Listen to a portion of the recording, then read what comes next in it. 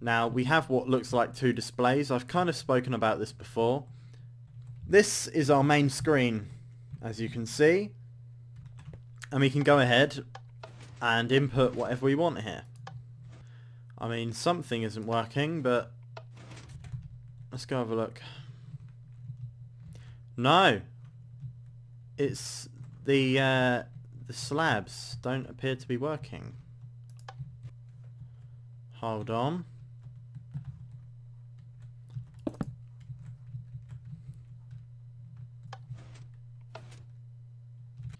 Woohoo! Oh, mate. Now, whatever your name was. What was your name? Your slabs didn't work, my friend. So, God knows what it is. I thought they would work. I fully thought they would work. But they're not. Instead of putting repeaters, I think we might just put blocks. I need one for that. But I think we should just put blocks down, and that should get rid of it as well. We can probably turn this on and off with blocks there now, and it'll be fine. So blocks on the actual line works, but apparently slabs on top of the piston does not work. Anyway, we can go ahead and add in a 5. You know what, we're going to do 2 2s though. So there's our first 2, and what we can do is we go ahead and press this button here, and then that saves it from a 2 and translate this to 2 over into this line. Now this other memory cell registers that there's a 2 going in, there it is, and if we save it from here, then it will go ahead and put in a 2 just there. And now these come down here like so, and they go onto these secondary lines that go in here like that. Now bear in mind this is all inverted, so the line that is off is the 2, so this is the 2 here. Right here is the function that we use to inhibit the signal from going into the memory cell. They are our signal inhibitors, so I can show you how these work at a later date. They are just a bit of a mess of torches, but they really are really efficient, and they're quite small and they fit in here pretty well. Now we have 2 lines per. We have this is the 2 is here, it comes down here, it splits into 2 places, which is a little bit confusing. It goes down here, but it also goes, hold on, I think this is meant to be dust. Okay, so I've chosen the bit that has the most complicated system to it, apparently. Why is this line getting powered? Let's go have a look. It's getting powered from over here. Oh, it's getting powered from under here. Okay. Right, now I understand. That is meant to be dust, I think. Now, what happens now that I've just fixed that issue? Let's take one of the easier bits. So let's take the 128. It comes down here, it goes down, but it splits off in 2 different directions. One of them goes across the top here. Let me show you. And it goes up onto this line here, which then goes up into our RAM cell. So if we want, this enables us to save the information from the memory cell into the RAM cell. I'm pretty sure that it should be doing that, shouldn't it? Let's have a little look. There's a button here. Oh, there goes all the RAM cells. Guys, this thing is so complicated. Oh, hold on. I don't think that's meant to be there. This is meant to just power that. Okay, so now we can follow it, and it should be doing what it's meant to be doing. So our 2-bit, which we have inputted in there, so it's a 2. It comes down. Oh, hold on, it goes down here, goes to the left, goes to the right, splits off. Now the top one goes along here, and goes into this torch here, which then powers this line up here. For some reason we've got this one activated as well. Why? I'll tell you why. It's because it hasn't got enough power to get along. Let me just fix that. There we go. Okay, so our 2 goes from the memory cell, and it gets translated into this bus here, which is our kind of next secondary input bus. This is our main one up here, and then we have another one just here. This is where the RAM cells divert this is where the bus diverts into the memory cells, that's right. And then it goes in and feeds into this secondary input bus, and this secondary one goes along here, goes into this block, goes over onto here, which would equal a 1 if we undid the signal prohibitor. So let me show you. Let me show you. This is the signal prohibitor here, this line. So if we was to power this signal prohibitor, which I've got a torch down to do so, this torch, this 2 here that we've got on our secondary input, would go over here, not power this thing, therefore power this, and then our 2 goes down onto this little bus here, which then goes down here. Now if we want to, we can undo the signal prohibitor on these here, and what will happen is it will power this line here, which will then go all across the bottom and then up here, through here and into our memory cell, displaying a 2 on the screen. So what I've just said is it's quite a long-winded way of showing you how we get the information from memory cell 1 back into the main cell.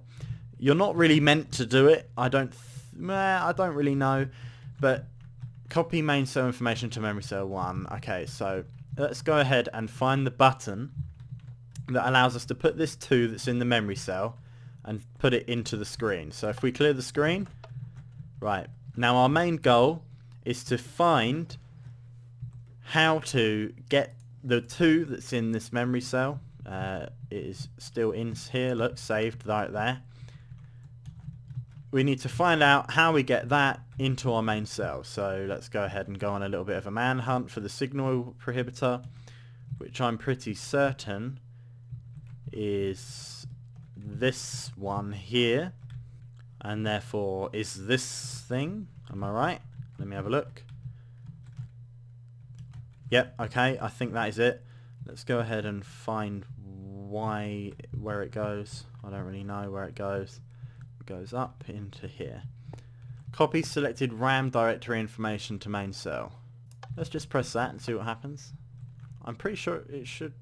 64. That's problematic, isn't it? If we select all of the RAM directories quickly, I'm just trying to re-familiarise myself with this. Give me a second to allocate it and to all.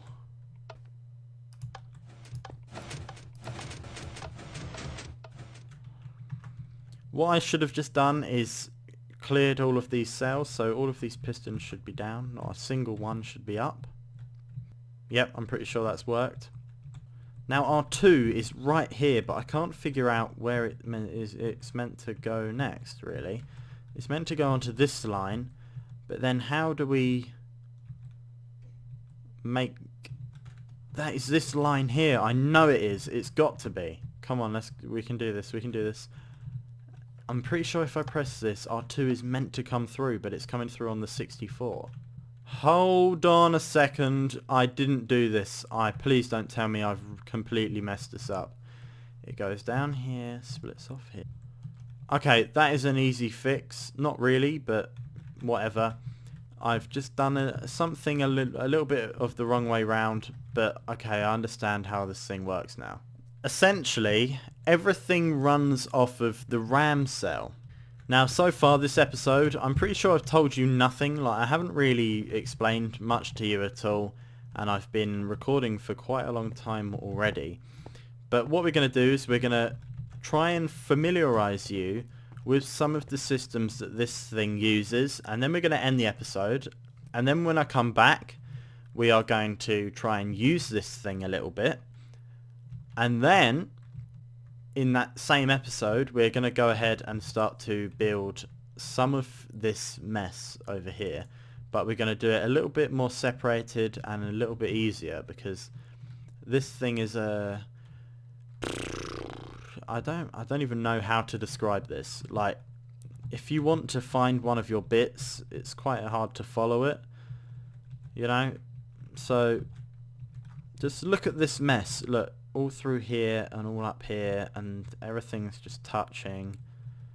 and it was a really just thrown together way of making a computer. Very improvised, not really planned at all.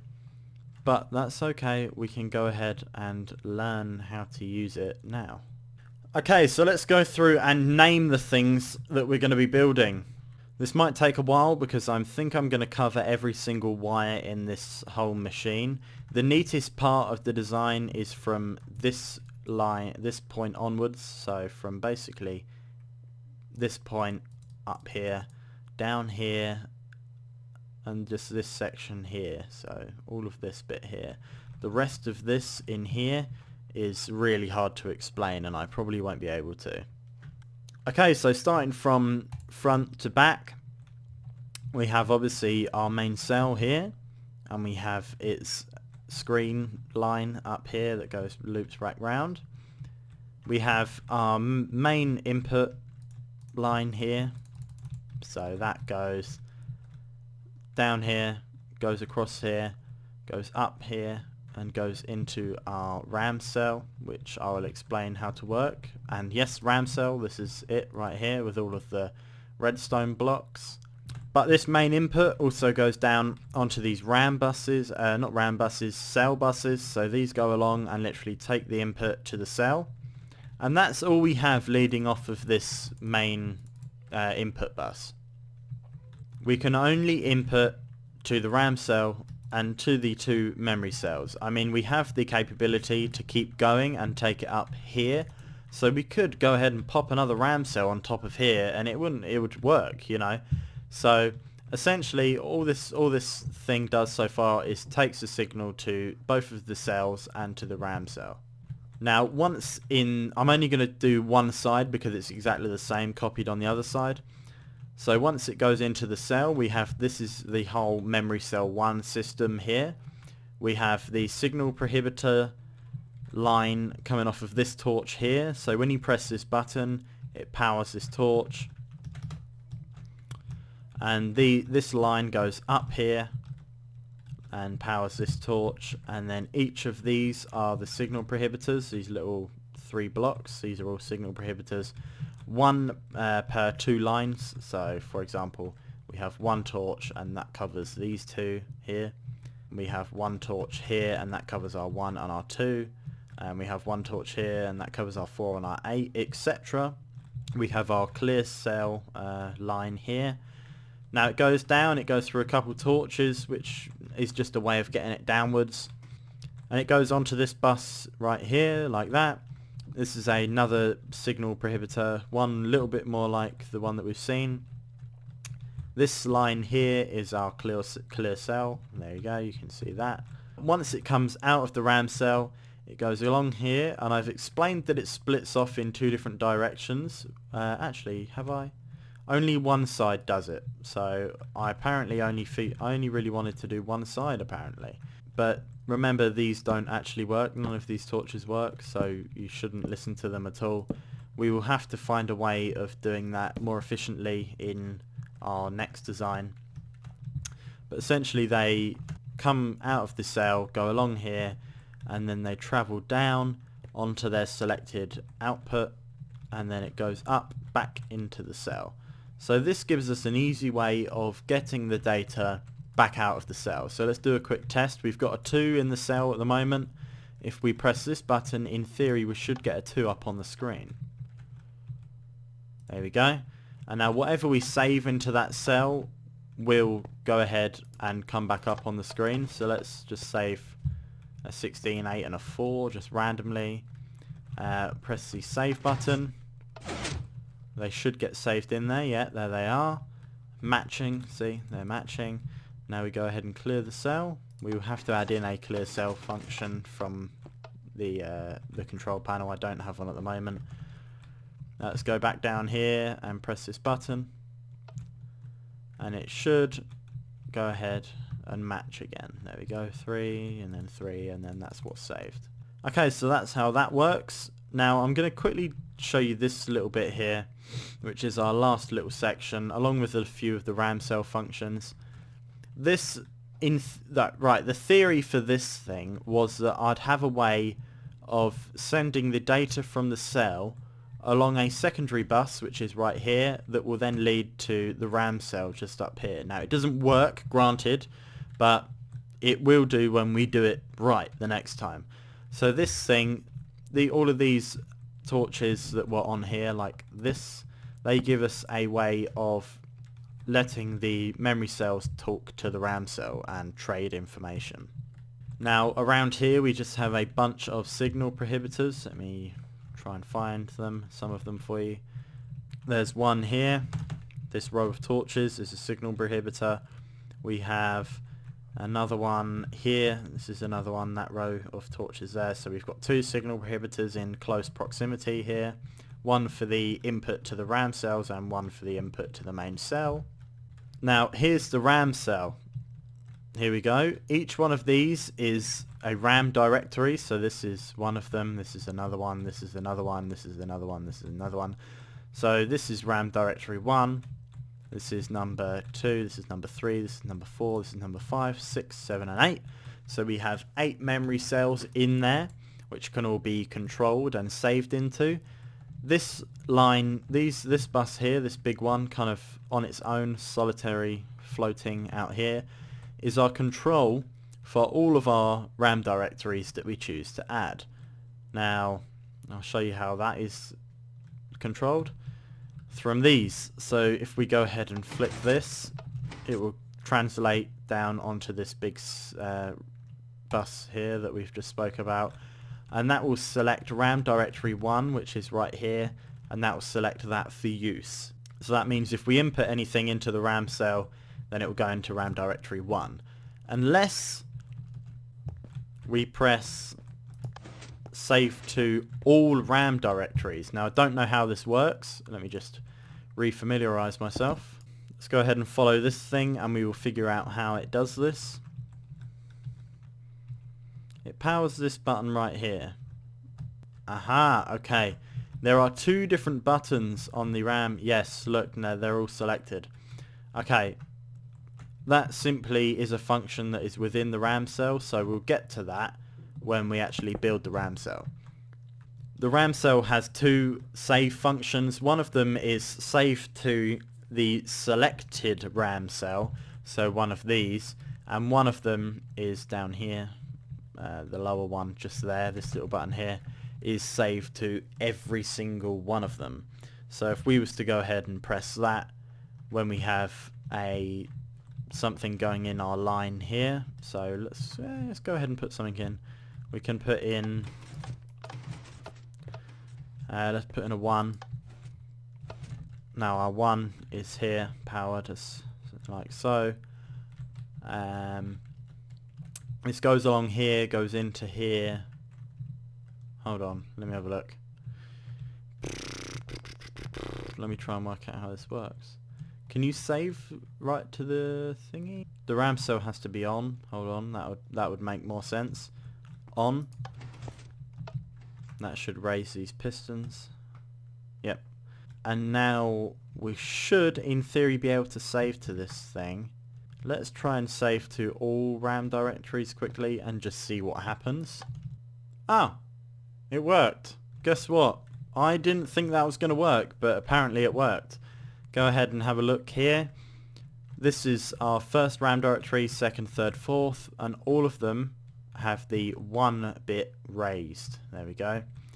Now how this works is, in order to save what we have in the RAM cell, we have to press another button, which I have completely lost, and it should output. So let's have a look how we do this. Copy selected RAM directory in information to main cell. If we was to turn one of the cells on, like that, it should then try and power, I think. There we go. It works! Oh my god, look, it's actually powering. So, okay, cool. It works. This thing actually works. I'm pretty happy with that. It's like this thing is like clockwork. It's so good. I love it so much. Apart from the compact, just the mess problem that we have down here, which we'll just avoid and won't speak about for now, the RAM cell works really well. Okay, so to finish this, we're going to quickly cover what happens once you save something into the RAM cell. Next episode, I'm gonna teach you how to actually work the RAM cell and some of the other functions that this thing has, which for now we won't get onto, maybe. Right, but if we want to add a 1 and a 1, let's go ahead and select a 1. Now if we want to add it together, we need to save it into 2 different memory cells. So let's select RAM directory 1 and 2. We want to save into both of them. So now if we press save main cell information to allocated RAM directory, so that means the ones that we have selected here. In theory, if we press that, once turning it on, of course. Now if we press that, hopefully, now I'm saying hopefully, we should get some... Oh, hold on. Yes, only 1 selected. Now we should have 1 and 2 are... Yes, okay. We won't add 1s, actually, I've decided, because we already had 1 saved, so we can't actually see any change. So let's do 2 2. So what we should end up with is RAM directory 1 and 2, both with these pistons raised and these ones down. Let's select a 2. Go over here. Allocated RAM directory, which is 1 and 2. And then we go and we try and hope that it's saved. Yes, it's saved the 2 into 1 and 2. Now what happens is when we have them directories selected, which we can undo, it will display them and send them on down the bus even further. So if we have nothing selected, let me go ahead and show you what happens. Oh, nothing comes out of here. This is our output for our RAM cell, but nothing comes out. Look, there's nothing on these torches at all. But now, if we select one of our RAM directories that we've just saved into, let's just go ahead and select both of them. It will raise the thingy, and they should both select a 2. There it is. So there's a 2, and there's a 2. And it comes out and goes down here. And now this is now how we get it back into our memory cell. So what we do is it comes down here, comes down here. Once we press the button, these torches will go off, and it comes down into this torch, goes along this line here, we'll follow it, and it goes up here, and it goes down here, up here, into here, and then is a 2. That's how it gets back to the main cell. It literally just comes out of here and just goes along this line here, which is our main output bus. So you can see this here. It goes from all the way down here, which is the farthest away point, and it travels all the way up to the very start.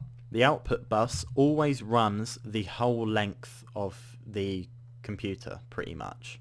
However, the input doesn't. The input ends here pretty much, and it also ends here, so it goes down here. So this is our main input, this is one of our secondaries, and this is another secondary here. The signal that comes out of the RAM cells goes along here ready to be sent back up, but it also goes down through this repeater here. Now what this does is it goes down here, it goes down here, it splits off in 2 different directions into one cell and another cell. We have 2 cells here, and now the outputs from the cells, like so, go into this thing here. Ta-da! So now what we have the ability to do is save that 2 that is coming down here. We now can save this into 2 different cells. So if we save it into this first one, this will do its changing, and it will output it should output a 2 in theory. Let me just check. So a 2 is saved in, there's a 1 saved in the other one, so hold on, we have to clear that somehow. How do we clear this? We have to deselect the RAM directory. This is going to be quite long-winded. Deselect, and then save nothing into the cell. So the way we do that is like this. Now that should be clear, apart from a 2 apparently. I am so confused at how this thing works, but essentially we can save the RAM directory into these 2 cells, and then these 2 cells go into an adder, and then our 2 and 2, which are saved there and also there, go into this machine, and it outputs a 1, 2, 4, and that's how it adds. Extremely long-winded, and I really didn't explain that very well, I know, and this is probably the most awful episode that I have ever done. I've actually got my hands on my face now because I just can't believe that I've just done an episode on trying to explain this thing. But that is what I've done. This thing is so complicated that I can't really sit here and explain it. There's so much to take in and so much to do, and I haven't played around with this thing for a long time. So I'm sorry about that, and I'm sorry for the type of episode it's been, but I really wanted to at least try and explain how this thing worked before we start building it. Because obviously our old one here is color coded, and you can literally point out where the signal goes. I can say it goes from here, then it goes along the black one, and then it goes along here. It all points in the right direction. Look, it goes into here, then it comes up here, and then points along here. These all split, which you can see. They go into this red section here, and this works it out, and then I can say, look, it comes out of here, and goes back into here, and then goes back up. But it's not that simple in that other thing. It's easy to operate, surprisingly, which it doesn't really seem like it at the moment, does it? But it is so easy to operate, just as easy to operate as this thing is. But it's so complicated in how it does it, but it still manages to do it faster than this. So that's the funny thing, you know? I love how complicated it is, but I just can't explain it to you. I'm going to have to do it as we build it. I've tried to explain it to you to the best of my ability, so you should have a rough idea of where the different parts are, but it's nowhere near as easy to explain as this, and I'm really sorry about that. It's just something that we'll have to start getting our heads around, is that things aren't going to be as easy to grab hold of now. It will literally be explain everything as we build it. Either way, I think I've kind of roughly covered some of the functions of that thing. I'm extremely sorry about just the composition of this episode. It hasn't been very well executed, I must say, but it'll be much better when we actually start building it, you know. My voice is very sore. I haven't stopped talking this whole time, so we're probably going to go ahead and end this episode now. We did do the tiniest little bit of building. It wasn't much at all. I have been recording for so long. I've been recording for like an hour and 10 minutes, and I didn't even realise, and I literally said at the start of the episode I wanted it to be half an hour long, but I ended up changing what I wanted to do. Originally I just wanted to build a few lines of this and then maybe take it down and start building a little bit of the memory cell. But then I realised, hold on, why am I going to start building this when I haven't even decided if I want to yet, or if my viewers want to? Because I don't know if you feel like it will be necessary to build them things. Whatever, my voice hurts quite a lot from non-stop talking for a good hour. Thank you ever so much for watching, guys. Likes, comments and subscribes are all very much appreciated. If you have any ideas or complaints, you can go ahead and drop them into the comments because they do get read. I also wouldn't mind if you guys named this new machine once it starts getting like built and stuff. Maybe in the next couple of episodes I'll draw some sort of name if any of you want to drop one into the comments. I doubt many of you will, but go ahead if you want to. If you feel like you have a name. It's all white, so you could base something off of that. And also these other two, the other two, including the one that we burnt down, can have a name as well, just for fun, really, I guess. Now I need to stop talking, and I'm just going to go ahead and end the episode because my voice is actually dying. My name is Griggzy, and I'll see you in the next episode, guys. Goodbye. My voice is killing. It is. Oh, my voice is hurts so much. My voice, it hurts. It really, really, really hurts. I probably shouldn't be singing this song because my voice, it really, really, really hurt. Peace.